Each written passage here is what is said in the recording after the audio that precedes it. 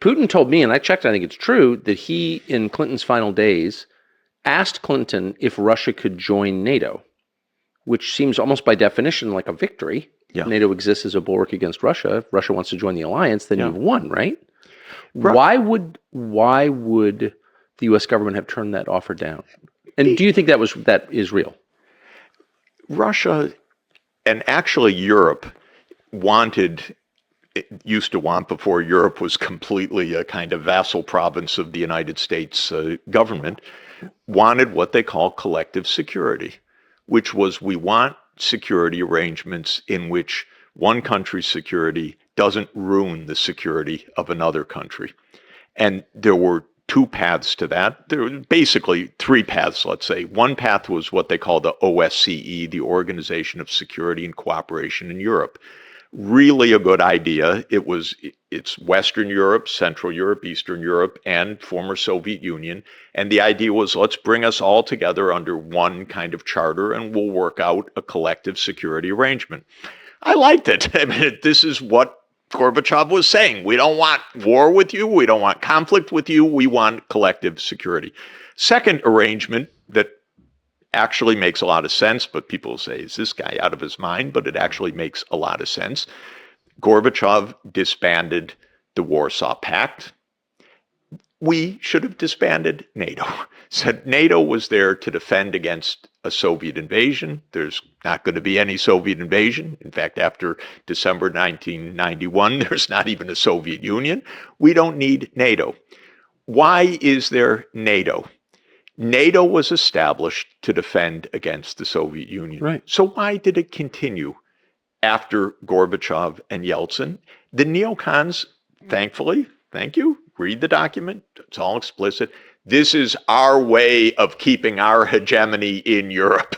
In other words, this is our way of keeping our say in Europe, not protecting Europe, not even protecting us. This is hegemony. We need our pieces on the board. NATO's our pieces on the board. Why would Germany allow foreign troops garrisoned on its soil for 80 years? I don't understand. Why would European countries allow that? Would you want foreign troops in your town? Tucker, when you had your wonderful interview with Putin, he answered everything except once you asked him, what are the Germans seeing in this? And Putin said, I don't get it.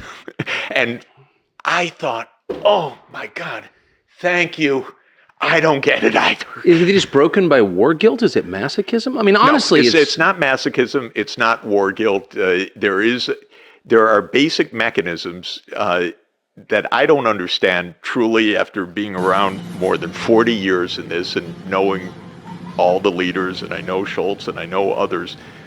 I don't understand it, but when the U.S. has a military base in your country, it really pulls a lot of the political strings in your country. It really influences the political parties. Of It course. really pays. I know I'm naive. In other words, the Germans they're not free actors in this. That's the point. If men with guns showed up in your apartment in New York and just camped out there, you probably wouldn't really be the head of your household anymore, would you? It's probably true, but your question of why would the Germans want this? It's the same question of after the U.S. blew up the Nord Stream pipeline, why wouldn't the Germans have said before or after, why did you do that? This is our economy you just blew up. But they don't. And so they're so subservient to the U.S. interests. It's a little hard to understand because it makes no sense for Europe. But like you said, there are armed people in your house. Maybe that's the bottom line. I've spoken to European leaders who have said to me, I can't quote it because it's so shocking, and I won't quote it because it was said confidentially, but basically, they don't take us seriously in Washington. And I said, yes, I didn't say it was the bubble over my head speaking to a European leader, but maybe if you pushed a little bit, you would be taken more seriously, Yes. Not in this way of just defeat. But it was said to me in such a sad way. I just felt, oh God, don't tell me that. You're a leader in Europe. But we're occupying their country with soldiers and guns. How could we take them seriously? They're a bitch. I mean, honestly. No, I don't know. It's really sad, and it's doing a lot of damage to. It's doing huge damage to Europe. It's destroying Ukraine, by the way. That's the first point. It's destroying Ukraine. It's doing a lot of damage to Europe. It's wasting a hell of a lot of lives and money in the United States, which the neocons don't count. And almost nobody stands up and talks about it. And your first question about being unprovoked, we even have a story about it. The story's complete bull. It's complete nonsense. It's for people who don't want or don't want to remember anything before February 24th, 2022. But there's a whole long history to this that's absolutely kind of absurd and tragic. I mean, it's absurd. It's utterly tragic. 500,000 Ukrainians dead for nothing. Do you think that's the number? I think that's probably the number, yeah. That's the best number that I know. I mean, we talked about this last night at dinner, but one of the most shocking things, just as someone who lived in Washington, to me, is if you ask any of the senators, as I have, who voted to keep this war going with U.S. tax dollars, how many of your beloved Ukrainians have been killed? They have no idea, and they have no interest in knowing. And they don't care at all. And sometimes they say they don't care. Mitt Romney said, it's greatest bargain, no American lives. Dick Blumenthal said the same thing, basically. This is a great bargain, no American lives. But isn't that evil? I mean, at some point, it's certainly hypocritical. They're telling us we're doing this for Ukraine, for our friends in Ukraine, the standard bearers of democracy. But also, don't you have an obligation to kind of care about the people you kill?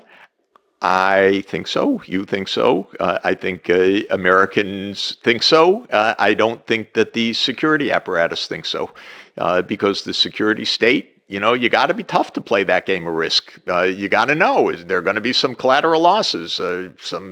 Millions of people have died in American wars of choice. But if you're a big boy, you can't let that deter you. So I think it's pretty deeply ingrained that a few 100,000 lives here and there, come on, we're talking about who runs the world after all.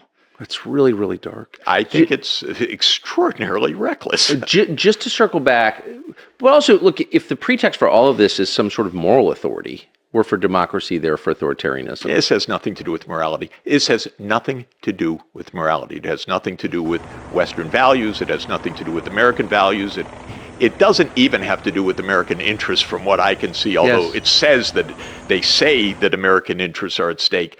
Well, we've spent maybe $7 trillion on these reckless perpetual wars since 2001. Is that really? We've added to the debt.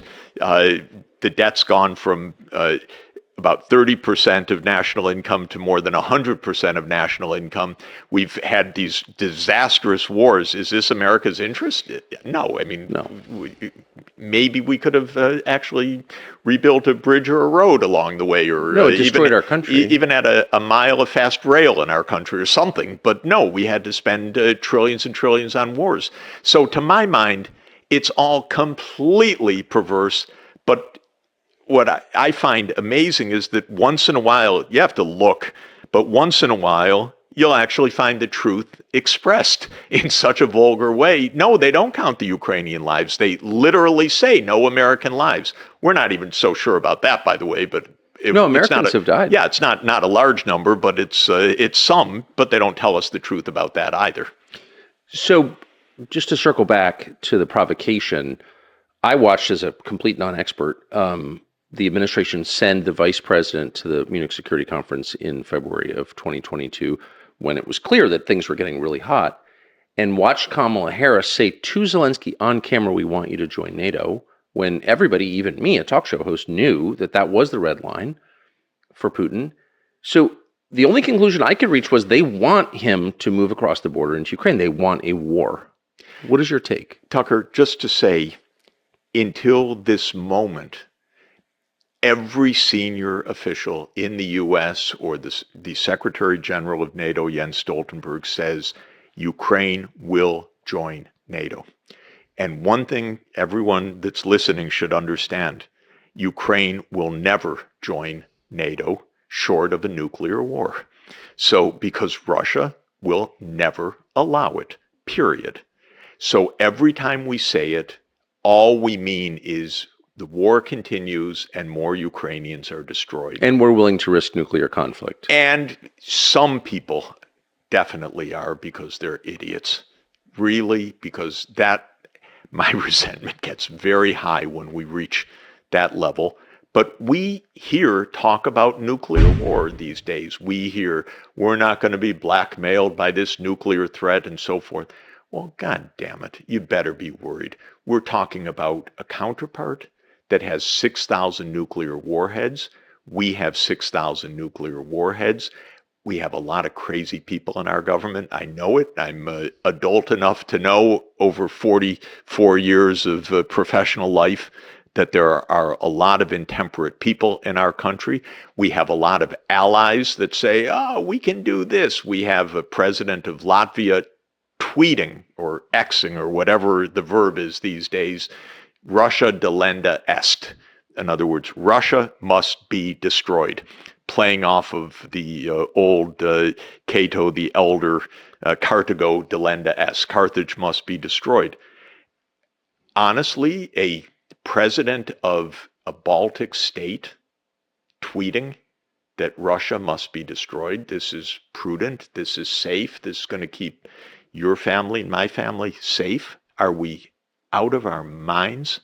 And all through this, Biden hasn't called Putin one time. And I speak to very senior Russian officials. You speak to the most senior Russian official. They say, we want to negotiate. Of course, we'll talk. Zelensky, quote unquote, made it illegal. And the United States says, well, we won't do anything that the Ukrainians don't want.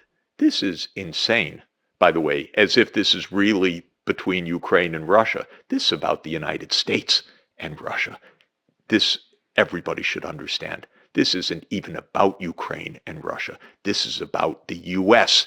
being in Ukraine and Russia. So the ones that need to talk are Biden and Putin, period.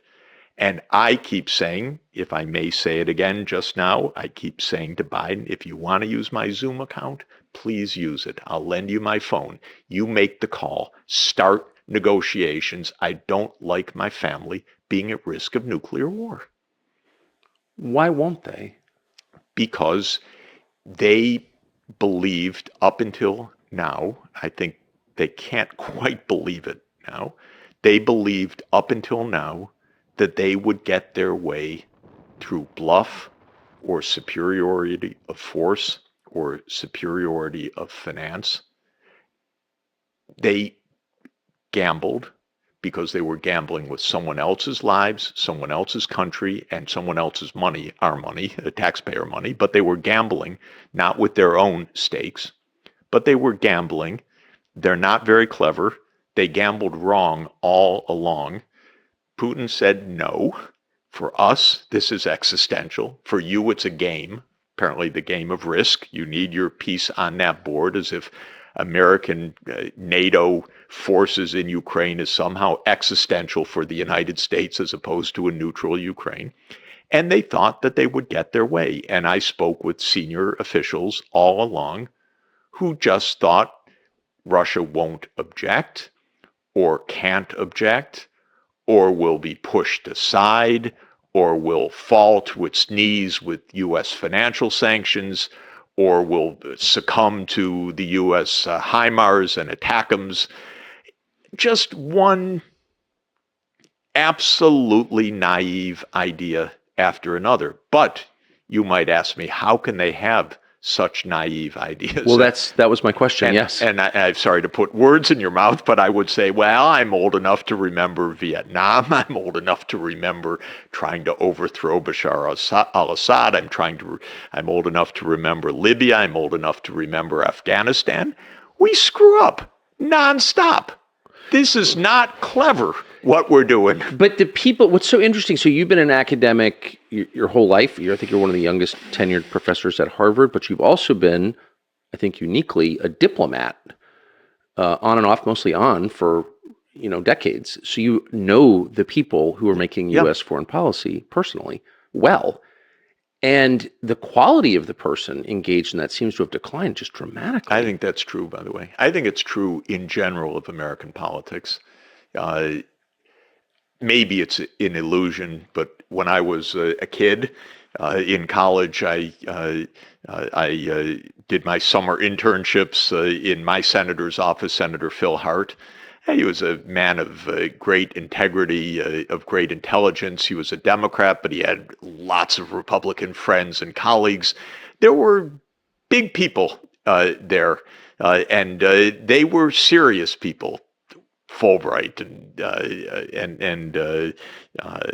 Frank Church and really wonderful, impressive people. Chuck Percy, Lugar, I mean, really impressive people who wanted the U.S. to do right, to do good, and I admired them. And it was on both sides of Republican and Democrat.